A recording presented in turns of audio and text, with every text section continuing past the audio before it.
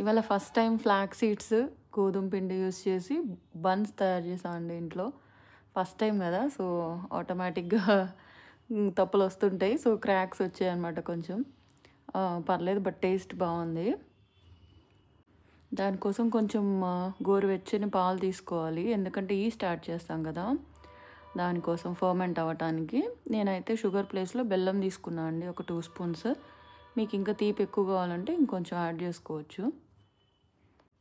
ఒక 1/2 spoon east కూడా వేసి బాగా కలపాలి.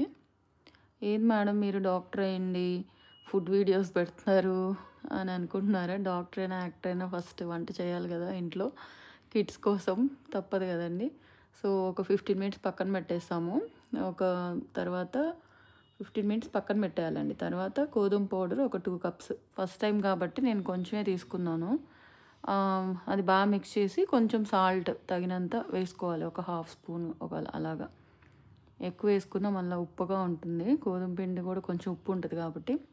అండ్ ఫ్లాక్స్ సీడ్స్ యాడ్ చేస్తున్నాము, ఒక 3 స్పూన్స్. నేనైతే 3 స్పూన్స్ యాడ్ చేశాను. ఒక డ్రై రోస్ట్ చేసేసి అది పౌడర్లా చేసేసి దాంట్లో కలిపేస్తాం అనమాట. ఒక 2 స్పూన్స్ ఆయిల్ కూడా వేసేసి మొత్తం చపాతీ పిండిలాగా కలిపేసేయాలి.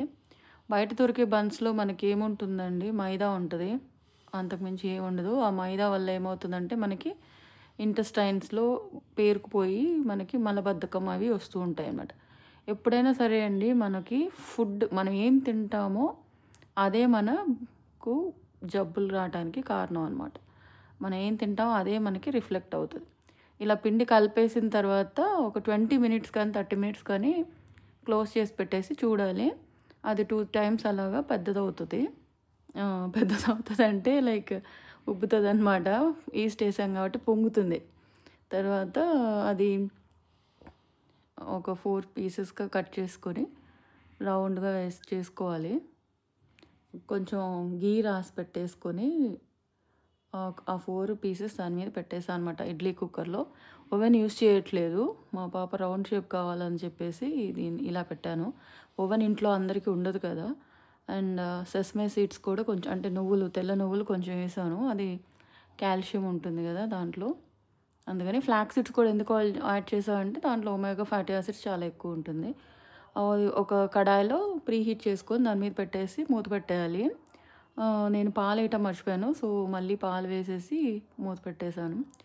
ఎప్పుడైనా సరే అండి, ఫుడ్ మనం మంచిగా హెల్తీ ఫుడ్ తింటేనే మనం ఆరోగ్యంగా ఉంటాము, లేదంటే మనకి ఇంకా డాక్టర్ తప్పదన్నమాట. Thank you.